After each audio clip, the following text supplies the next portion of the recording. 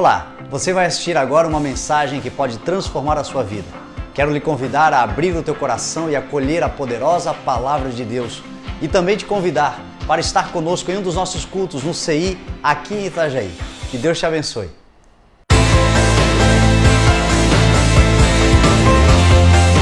Capítulo 2, o verso de número 1. Diz assim a palavra: portanto, você, meu filho, fortifique-se na graça que há em Cristo Jesus. E as palavras que me ouviu dizer na presença de muitas testemunhas, confia-as a homens fiéis, que sejam também capazes de ensinar os outros. Suporte comigo os meus sofrimentos como um bom soldado de Cristo Jesus. Nenhum soldado se deixa envolver pelos negócios da vida civil, já que deseja agradar aquele que o alistou. Amém?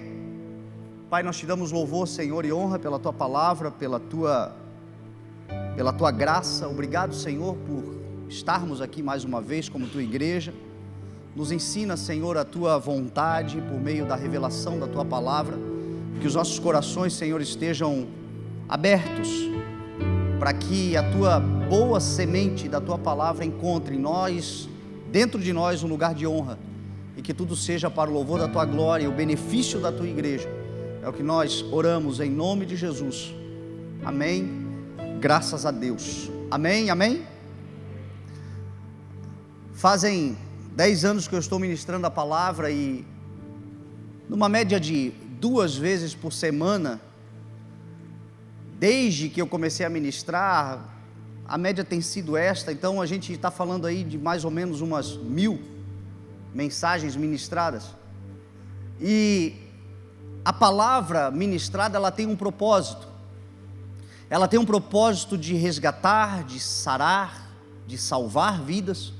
O propósito inicial da palavra é fazer aquele ou aquela que está perdido entender que existe salvação em Cristo Jesus, e que uma vez que a sua vida está em Cristo, novas são todas as coisas.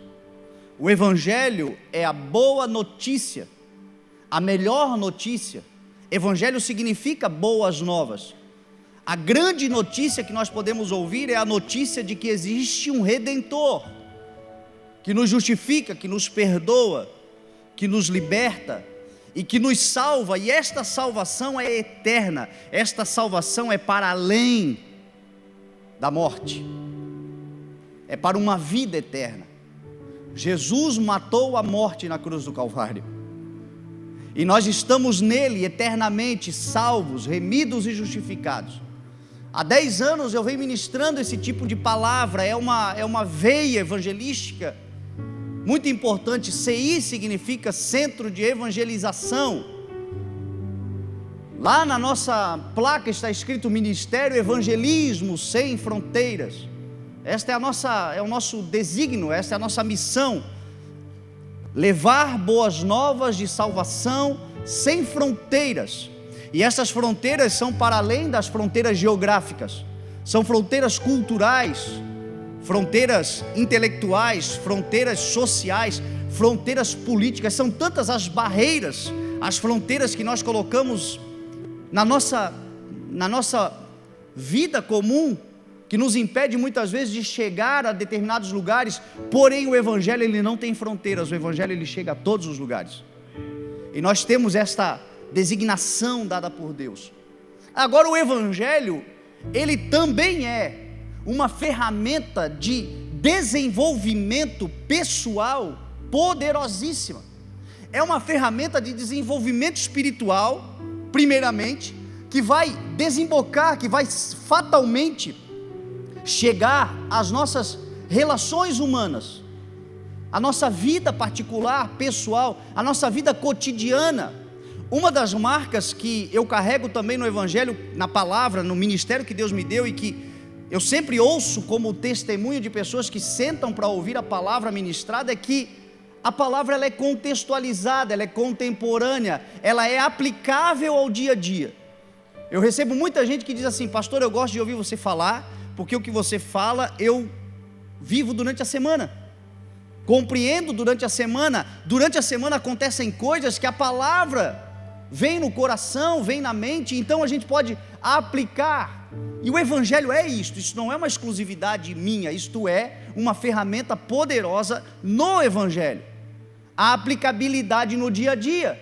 Afinal de contas, a graça de Deus, como disse Paulo a Tito, um outro discípulo, ela manifestou-se salvadora a todos os homens, mas ela nos ensina também. A graça salva, mas a graça ensina a renunciar impiedade, paixões mundanas e a viver de maneira justa, piedosa, íntegra nesta era presente, enquanto aguardamos a bendita consolação e a gloriosa manifestação do nosso Senhor Jesus. Então, enquanto Jesus não vem, a graça que nos salvou também nos ensina. Enquanto Jesus não vem, a graça que nos salvou também nos orienta, também nos qualifica, também nos melhora, porque afinal de contas nós não somos só salvos, nós somos também testemunhas da salvação. E as pessoas vão olhar para nós e vão dizer: eu quero o Jesus que ela serve, eu quero o Jesus que ele serve, porque eu sei o que era a vida pregressa deste ou daquela, eu me lembro quem ele era e hoje ele não é mais a mesma pessoa, as coisas velhas ficaram para trás e eis que coisas novas surgiram. E isto quem faz é o Evangelho, é a graça do Senhor, por meio da mensagem, por meio do ensino, por meio da didaquê, por meio da insistência, por meio da perseverança na palavra. Por isso que é importante nós ouvirmos a palavra diligentemente, por isso que é importante nós termos uma cultura de congregação e de reunião, por isso que é importante nós termos um dia como hoje, durante a semana, para que a gente possa então crescer nesta graça. Agora também o Evangelho tem mais uma finalidade. Paulo aqui, ele está escrevendo uma que é a sua última carta, cronologicamente falando. A carta que Paulo escreve a Timóteo, a segunda carta de Paulo a Timóteo, é a sua última carta escrita antes da sua morte, antes do seu martírio, antes de ser morto em Roma. Ele escreve já velho, já idoso agora a Timóteo, e ele começa falando a Timóteo algo que é muito importante nós pastores fazermos para a igreja e falarmos e orientarmos a igreja. Nós somos salvos, nós começamos a andar agora em vida nova com Cristo, nós vamos sendo aperfeiçoados em Cristo Jesus, nós vamos nos tornando testemunhas de Cristo Jesus, mas nós vamos para além disto ainda. Paulo começa a Timóteo dizendo: meu filho, porque esta é um sentimento pastoral, nós temos um coração paterno, que não significa que somos pais, pai é Deus, mas um pastor ele tem um coração paternal. Então Paulo escreve a Timóteo: meu filho na fé, fortifique-se na graça do Senhor Jesus. Quando você estiver fraco, fortifique-se na graça. O que é a graça? É o favor de Deus. Quando você estiver desanimado, fortifique-se na graça. Quando você estiver desiludido, quando você passar por tribulações, quando você passar por dias difíceis, porque você vai passar, lembre-se da graça salvadora, lembre-se que você pode todas as coisas, lembre-se que a graça do Senhor nos basta, e o poder do Senhor se aperfeiçoa na nossa fraqueza. Paulo estava falando já para um jovem pastor proeminente, já estava para além. Paulo fala a Timóteo que ele era alguém que Timóteo conhecia as sagradas escrituras desde a sua infância, a fé que primeiro habitou na sua avó Lóide, depois na sua mãe Eunice, e foi transferida, ou seja, Timóteo desde o início da sua vida, filho de uma mãe judia com um pai grego, desde o início da sua vida conhecia a palavra de Deus que dá sabedoria, mas mesmo assim poderia passar, e certamente passou, por dias de dificuldades, quanto mais nós. Entretanto, este é o primeiro conselho da palavra de Deus: está passando por dias de dificuldade, de desânimo, de desilusão, fortifique-se na graça do Senhor. Lembre-se que o Deus que te favoreceu, quando você merecia muito menos do que merece hoje, continuará te favorecendo, continuará te ajudando, continuará te fortalecendo, continuará te animando, continuará sempre com você, porque Ele não é um Deus que te salvou e disse te vira. Ele é um Deus que te salvou e disse: a partir de hoje eu sou Emanuel, Deus contigo todos os dias da tua vida, até a consumação dos séculos. Nunca te deixarei órfão, nunca ficarás à mercê por conta própria, eu sempre estarei contigo. Então te fortaleça na graça, lembre-se que sempre foi pela graça, sempre será pela graça, é a graça do Senhor. Agora Paulo também vai dizer algo importante para Timóteo. Ele vai dizer assim: e as palavras que você me ouviu dizer na presença de muitas testemunhas, também repita elas, fale a elas, a homens fiéis, e que sejam capazes de ensinar outros também. Quantas palavras nós estamos ouvindo? Quantas palavras Deus já tem nos dado? Quantas palavras têm sido libertadoras para a nossa vida? Quantas vezes nós ouvimos uma palavra que nós dissemos assim: uau, essa palavra Deus falou poderosamente comigo. Quem aqui pode dar um testemunho de uma palavra que já ouviu na vida? Uma palavra que ouviu, uma palavra que virou uma chave, uma palavra que mudou um conceito, uma palavra que transformou, uma palavra de metanoia, uma palavra de mudança de vida, de mente. Paulo está dizendo: Timóteo, pega essas palavras e confiem também. Confia homens fiéis que sejam capazes de ensinar a outros. Paulo está dizendo o seguinte: a igreja precisa se qualificar, a igreja precisa crescer, a igreja precisa amadurecer, a igreja precisa pregar, a igreja precisa se preparar para anunciar, a igreja precisa estar preparada, como disse Pedro, a dar a razão da sua fé toda vez que for interpelada, estar pronto em tempo e fora de tempo. Paulo disse, pregando a palavra. Um obreiro aprovado, que não tem do que se envergonhar, mas que maneja corretamente a palavra. Isso é ser testemunhas. Isto é pregar o evangelho. Isto é ir para além daquele culto onde nós somos apenas, ou daquela congregação, daquela igreja onde nós somos apenas crentes de banco, espectadores de algo que está acontecendo. Mas o Senhor está nos chamando, a todos nós, para protagonizar um tempo de uma salvação jamais vista sobre a terra. Guarde o que eu estou falando para você, porque eu estou aqui nesse mesmo coração, confiando as palavras que Deus tem falado comigo a pessoas que eu sei que são capazes de ensinar a outros também. Eu não sei aonde, não sei se será no ambiente familiar, no ambiente corporativo, no ambiente congregacional. São tantas as formas de ministração da palavra de Deus, são tantas as mensagens que nós podemos confiar.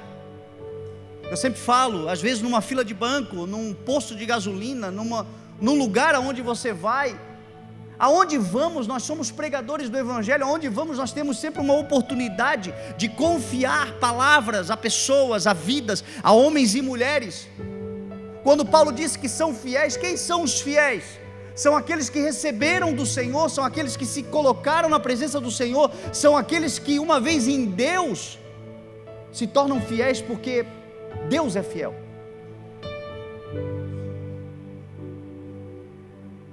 E aí Paulo fala algo para Timóteo que é o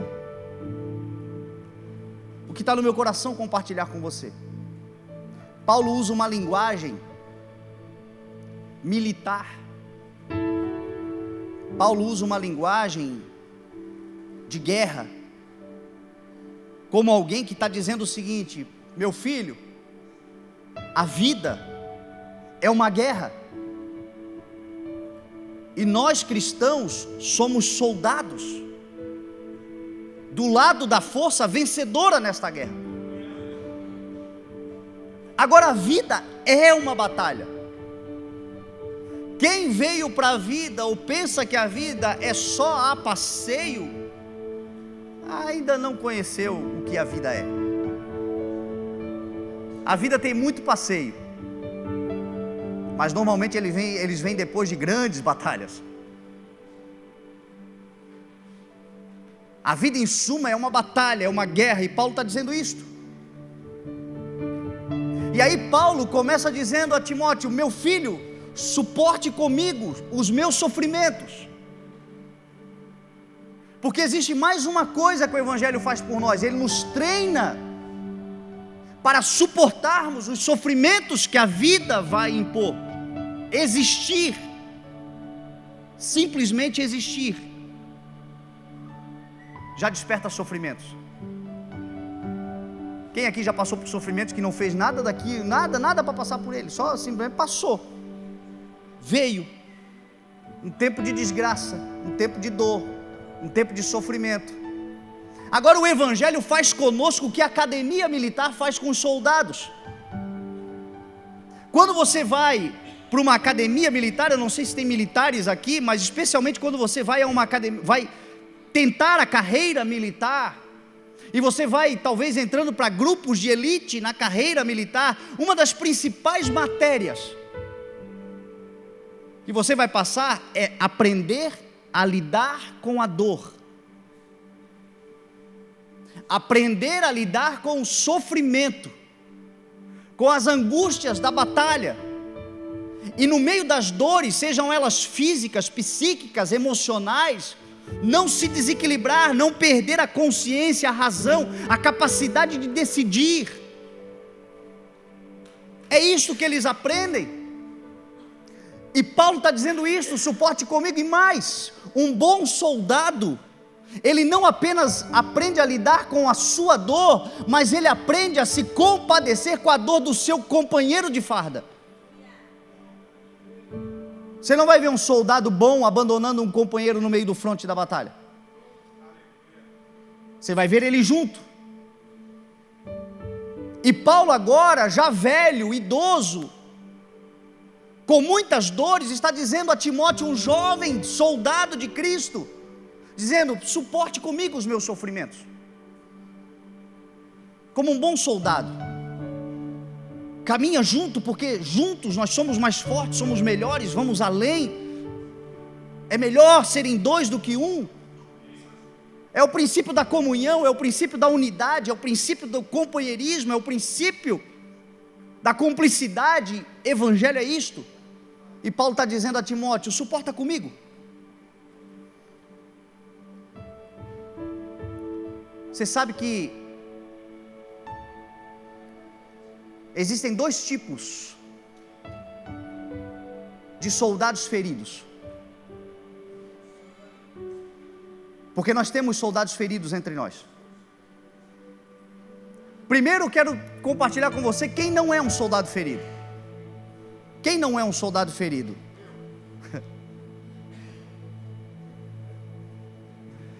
Não é um soldado ferido aquele que ainda não tomou uma flechada,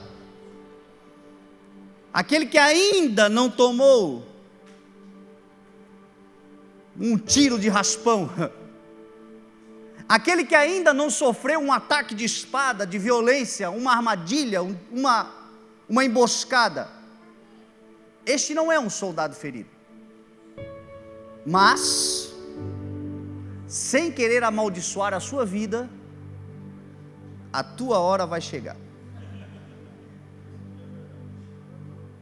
Porque todos nós em algum momento seremos feridos. É a vida. Paulo disse assim aos Coríntios: de todos os lados nós somos pressionados, mas não desanimados. Ficamos perplexos, mas não desesperados. Somos perseguidos, mas não abandonados. Abatidos, feridos, mas não destruídos. Carregamos em nosso corpo a morte de Cristo, para que a vida de Cristo também seja revelada no nosso corpo. Salomão em Eclesiastes 9 disse assim: ninguém sabe quando a sua hora virá, porque assim como os pássaros são apanhados numa rede, os peixes são apanhados numa rede fatal e os pássaros caem numa armadilha, assim também os homens são enredados por tempos de desgraça que chegam inesperadamente sobre eles. Não há como evitar. Agora tem dois tipos de pessoas feridas, soldados feridos. O primeiro tipo é aquele que tombou lutando, tombou com as armas na mão, tombou focado, tombou olhando para frente. Não é aquele que tombou correndo, tomou um tiro pelas costas porque fugiu do fronte, porque desistiu, porque virou as costas, porque retrocedeu, como diz a palavra.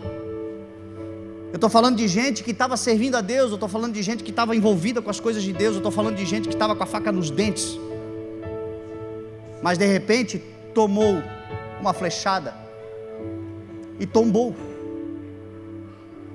e infelizmente caiu. E isso é perfeitamente comum, é normal acontecer. Às vezes nós achamos que ser de Deus significa ser intocável. Às vezes nós achamos que ser de Deus é jamais tropeçar, é jamais cair, é jamais ser abalado. Paulo está dizendo: ei, eu já fui abatido, só não fui destruído, porque maior é quem está comigo. Mas abatido? Já fui pressionado, já fui perseguido, já fiquei perplexo. Você sabe o que é a perplexidade aqui? É quando você trava diante do desespero, sem saber o que fazer, diante de um adversário, de um problema, de uma situação, de uma causa tão terrível, que você trava, você não sabe o que faz, perplexo. E Paulo está dizendo: eu já vivi tudo isto. E é Paulo, depois de Jesus, para mim, o cara que mais manifestou a glória de Deus na história da humanidade. Paulo. E tem gente que está assim, tombou. E nós, como igreja, conhecemos alguém que tombou. Está na hora de nós resgatarmos. Está na hora de nós sermos esses bons soldados que não abandonam o amigo no fronte, ferido, caído. Está na hora de nós colocarmos nos ombros e trazer para a enfermaria, recuperar. Não deixar lá sangrando até morrer. Paulo disse a Timóteo: na minha primeira defesa ninguém apareceu, mas Deus não me abandonou. Mas Paulo estava dizendo: não tinha um para me ajudar. Porque estava preso, e não estava preso porque era um assassino, maníaco, psicopata. Estava preso porque anunciava o Evangelho, preso por causa do nome de Jesus, perseguido por causa do nome de Jesus, abatido por causa do nome de Jesus, aprisionado por causa do nome de Jesus. E tem gente que por causa do nome de Jesus está abatido, servindo a Deus uma doença na família, servindo a Deus um filho que se perdeu, servindo a Deus um problema grave financeiro, servindo a Deus abatido. E às vezes nós estamos dizendo: não, isso aí é porque pecou. Tem algum pecado oculto, porque nós condicionamos, somos religiosos, somos legalistas. Este é um grupo de pessoas, tombaram, mas existe um grupo que é infinitamente maior do que este. É o grupo dos que não tombaram, mas estão guerreando, sangrando. É o grupo dos que não caíram, mas estão enfrentando as suas batalhas feridos, sangrando.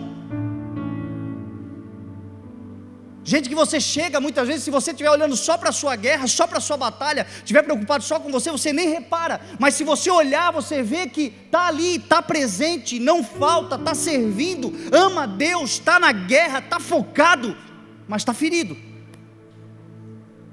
E como é que você percebe quem está ferido? Como é que você faz para identificar Quem está ali, está lutando, mas está sangrando? É simples. Quem está sangrando perde a mobilidade. Quem está sangrando perde a efetividade. Quem está sangrando perde a habilidade que lhe é inerente. Você percebe que ele está ali fazendo, mas ele não consegue mais fazer com aquela velocidade que fazia. Está ali, mas não consegue mais com aquela mobilidade. Está servindo, está fazendo, mas está limitado, está sangrando. E nós temos que tomar muito cuidado, porque às vezes nós estamos exigindo das pessoas resultado. E nós estamos preocupados com resultados, mas nós não percebemos que a limitação nos resultados não é negligência, é ferida. E se tem uma ferida, precisa tratar. Porque às vezes você tem uma ferida na mão, uma ferida no braço, você consegue fazer ali o teu trabalho, você está fazendo. Só que se você não parar, às vezes um final de semana, uma semana, se você parar, o teu corpo se regenera, você volta a trabalhar. Agora, se você continuar trabalhando ferida, vai chegar uma hora que isso se abre um grande machucado. E aí? E às vezes nós estamos assim, nós precisamos definir se nós estamos andando como soldados ou se temos escravos. Porque às vezes nós estamos tratando as pessoas à nossa volta como se fossem nossos escravos, e não soldados, companheiros da mesma batalha. Porque estão feridos, estão limitados. E Paulo diz assim, já velho: suporte comigo os meus sofrimentos como um bom soldado de Cristo Jesus. Você conhece alguém que foi abatido? Está na hora de nós ajudarmos a se levantar. Você conhece alguém que foi ferido, mas está lutando? Talvez seja a hora de dizer assim: cara, descansa um pouquinho aqui, deixa comigo agora isso aqui que eu vou te ajudar, se recupera. Eu, com a graça de Deus, até hoje, nesses 10 anos, eu nunca sofri um abate no sentido de ter que parar por um tempo. Até hoje, graças a Deus, isso não aconteceu, o que não significa que talvez não aconteça, tomara que não, mas pode acontecer de, não sei, um problema de eu ter que chegar para a igreja e dizer assim: igreja, vocês me perdoem, mas agora eu não consigo, eu preciso de um tempo, eu preciso parar. Mas ferido eu já trabalhei muitas vezes, e eu louvo a Deus porque as vezes que eu estava ferido, poucos mas maravilhosos pararam do meu lado e perceberam, disseram: eu estou vendo que está feliz, se precisar de mim, estou aqui, descansa aí, deixa que eu cuido disso aí agora, vai lá, faz, resolve o que tem que resolver, melhora. Eu louvo a Deus porque eu tenho bons soldados de Cristo Jesus do meu lado, batalhando a mesma batalha. Não é a minha batalha, é a batalha do nosso general, mas nós estamos juntos. A vitória de um é a vitória de todos. O que adianta chegar no alto da montanha e não ter ninguém do seu lado para contemplar a paisagem?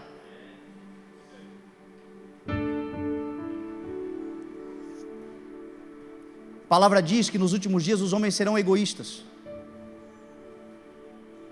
mas isso não acontecerá com a igreja do Senhor. Nós somos bons soldados de Cristo Jesus, andando lado a lado, chamados para lutar uns pelos outros e todos por Jesus Cristo, e não uns contra os outros, mas uns pelos outros e todos por Cristo Jesus, o nosso Senhor.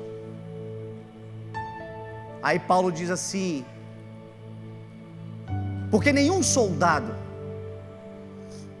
se deixa distrair pelos negócios da vida civil, antes procura agradar aquele que o alistou. Olha Paulo dizendo: suporta comigo os sofrimentos. Às vezes eu não consigo sozinho, às vezes eu preciso de ajuda, mas entenda que prioritariamente nós temos aquilo que esta que é a palavra mais falada na igreja. Você sabe qual é a palavra mais falada na igreja? Propósito. Nenhum soldado se deixa envolver pelos negócios da vida civil, mas antes ele procura agradar aquele que o alistou. O que Paulo está dizendo para Timóteo? Timóteo, não se distraia com coisas que não são o seu propósito de vida.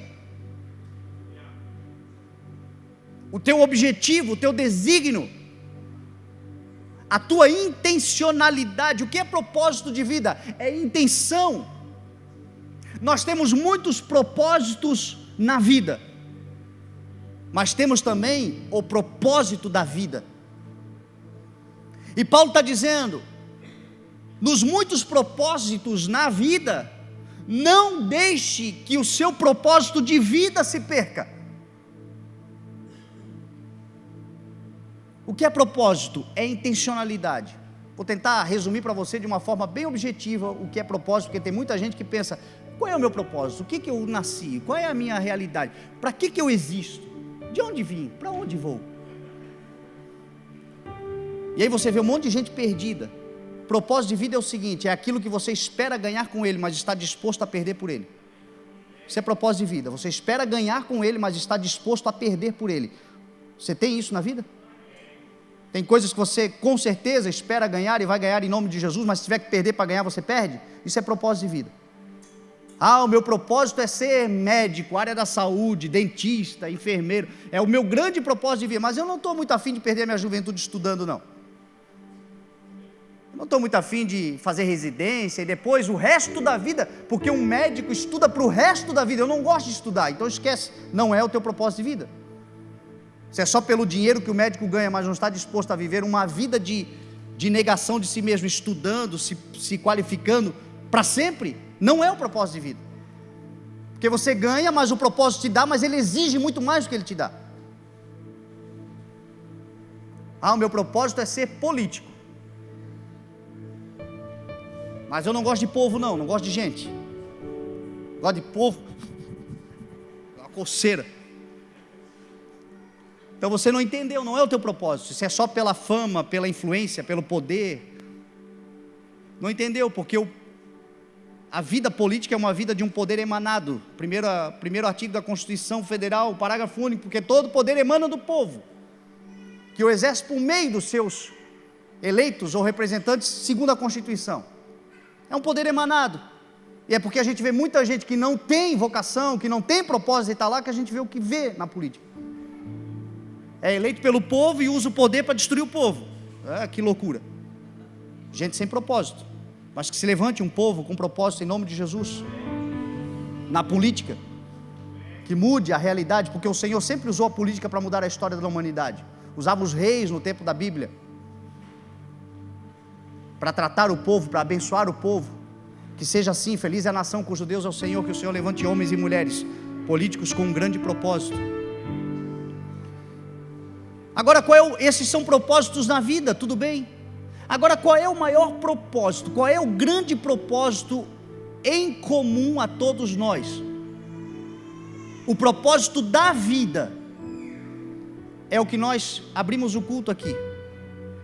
O maior propósito da vida é vivermos para a glória de Deus. E se qualquer propósito na vida não glorificar a Deus, esquece, não serve para nós. Porque o maior propósito que temos é vivermos para a glória de Deus. Se for para ser médico, que seja para a glória de Deus. Se for para ser político, que seja para a glória de Deus. Que se for para ser pastor, que seja para a glória de Deus. Porque às vezes até o pastorado não está servindo para a glória de Deus. Porque o nosso propósito maior é este. Tiago disse que Ele nos criou pela palavra da verdade, a fim de sermos os primeiros frutos da sua criação. É o homem que tem a designação dada por Deus de glorificar a Deus. Isaías, quando viu a glória do Senhor, disse: Santo, Santo, Santo é o Senhor. Os anjos que voavam, os serafins que voavam diziam: Santo, Santo, Santo é o Senhor dos exércitos. A terra inteira está cheia da sua glória. Onde é que a terra está cheia da sua glória? Na criação. Glória é o cabode de Deus, é a honra de Deus, é a dignidade de Deus, é a reputação de Deus. Nós homens somos responsáveis por formar na terra a reputação de Deus.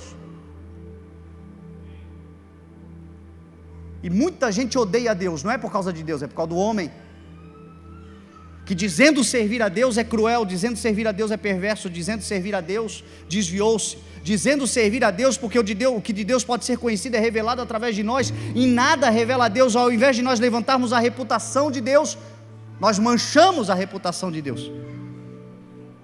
Mas Paulo está dizendo, é tempo de uma regeneração, é tempo de nós não nos desviarmos do nosso propósito de vida, é tempo de nós entendermos que maior do que tudo aquilo que nós estamos fazendo, todas as nossas funções, todas as nossas habilidades, todos os nossos compromissos, maior do que tudo isto é a glória de Deus que carregamos, e tudo isto fazemos para a glória de Deus, quer comamos, quer bebamos, quer façamos qualquer outra coisa, façamos tudo para a glória de Deus.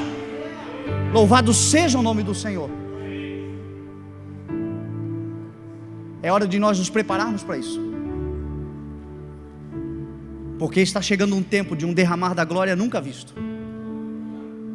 Vasos de barro, vasos frágeis, vasos sem valor algum, vazios, mas valiosos quando cheios da glória de Deus.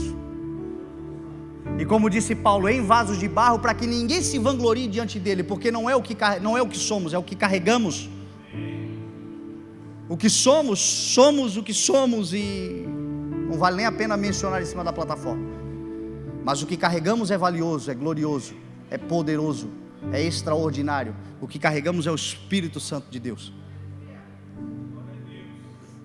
Então eu quero te convocar, como Paulo chamou Timóteo, eu ouso te desafiar nesta manhã a aceitar a convocação do Espírito, o alistamento que o Espírito de Deus está fazendo nos últimos dias, conclamando e chamando bons soldados de Cristo, para que juntos suportemos as dores e os sofrimentos uns dos outros, e não nos levantemos mais para lutar uns contra os outros, mas uns pelos outros e todos por Jesus. Esta é a vontade do Senhor para a sua vida, esta é a vontade do Senhor para a minha vida. Este é o desígnio do Senhor. E eu quero te convidar a esta vida de serviço por uma guerra, uma batalha. Entretanto, uma batalha que nós já entramos mais do que vencedores. Paulo, lá nos Efésios, uma das 4 cartas chamadas de epístolas da prisão, que Paulo escreveu preso em Roma, uma delas é a carta aos Efésios, e no capítulo 6 ele fala da armadura de Deus, e ele diz: fortifique-se no Senhor e no seu forte poder, vistam a armadura de Deus para que possam resistir às ciladas do diabo, pois a nossa luta não é contra a carne nem sangue. O diabo quer que pensemos que a nossa luta é uns contra os outros, porque assim ele nos destruirá mutuamente, mas a nossa luta não é contra os outros. Até aqueles que decidiram lutar do lado de Satanás estão ali, porque foram iludidos temporariamente em nome de Jesus, porque eles serão libertos também, é o que declaramos em nome de Jesus. Iludidos temporariamente, pensando que se nos destruíssem, hipoteticamente, porque isso jamais acontecerá, a igreja jamais será destruída, as portas do inferno não prevalecerão contra a igreja. Se você é a igreja do Senhor Jesus, não tema a destruição, ela não pode chegar na tua porta. Pode chegar dor, pode chegar abatimento, pode chegar dias de dificuldade, pode chegar dias de dúvidas, mas destruição não haverá, porque nada será capaz de nos afastar do amor de Deus, que está em Cristo Jesus. Estamos nele, somos dele. Mas alguns pensam que podem, mas ainda que pudessem, não entenderam que se conseguissem, depois o diabo destruiria eles também, porque o diabo não ama a humanidade, pelo contrário, ele quer ver o fim da humanidade. A primeira coisa que ele tenta fazer é nos dividir, porque reino dividido não subsiste. E aí Paulo diz: não, vistam-se da armadura de Deus, para que vocês possam suportar tudo o que vier e permanecer inabaláveis depois de terem feito tudo. Por isso, mantenham-se firmes, cingindo-se com o cinturão da verdade, vestindo a couraça da justiça, tendo os pés calçados com a prontidão do evangelho da paz, usando o escudo da salvação, com o qual vocês poderão afastar todas as setas inflamadas do maligno. Usem também o capacete, o escudo da fé, usem também o capacete da salvação, e a espada do Espírito, que é a palavra de Deus. Então eu quero te convidar a você se vestir hoje da armadura de Deus,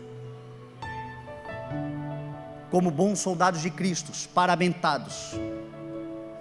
Seremos inabaláveis, permaneceremos firmes, mesmo ante as ciladas.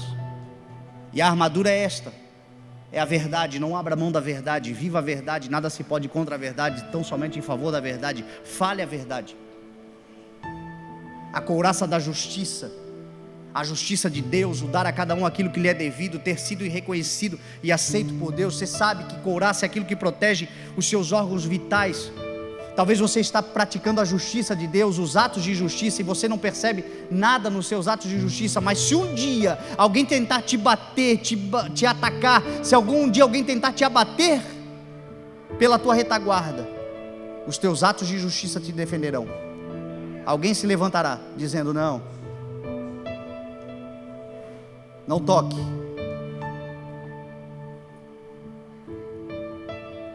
A prontidão do evangelho da paz, lembra?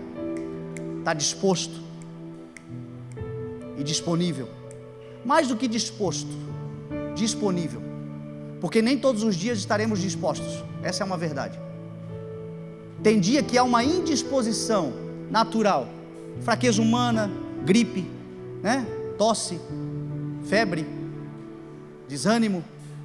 Tem dia que estamos indispostos, mas nunca indisponíveis. Eis-me aqui, Senhor, envia-me. Que nós estejamos sempre com os pés calçados com a prontidão, disponíveis para a pregação das boas novas do reino de Deus. O escudo da fé, que te protege, é a certeza daquilo que você espera. O que você espera? O que você espera te ajuda a vencer tudo aquilo que é circunstancial, tudo aquilo que tenta te abalar momentaneamente, tudo aquilo que é transitório, e que se você não cuidar, de fato te inflama e te paralisa. Tudo aquilo que acontece, você está servindo a Deus, você está lutando, de repente um problema, diz a palavra que são setas. Seta nem se joga de longe, se joga de perto. Às vezes é alguém do teu lado, alguém próximo, alguém que realmente acessa o teu coração. O que você terá nesse dia? O firme fundamento daquilo que você espera, como certeza do teu coração, e você vai continuar andando. Capacete da salvação. Não se esqueça que a tua mente é a mente de Cristo. Jesus já fez a nossa cabeça, ninguém mais fará. Ideologias não farão a nossa cabeça, tempos políticos não farão a nossa cabeça, a humanidade não fará a nossa cabeça, o governo anticristo não fará a nossa cabeça, a ciência não fará a nossa cabeça já foi feita por Jesus Cristo, nosso Senhor. Usamos o capacete da salvação.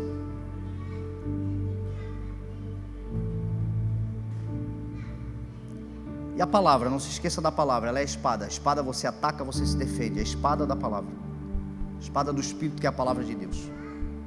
E por último, o que nós vamos fazer agora?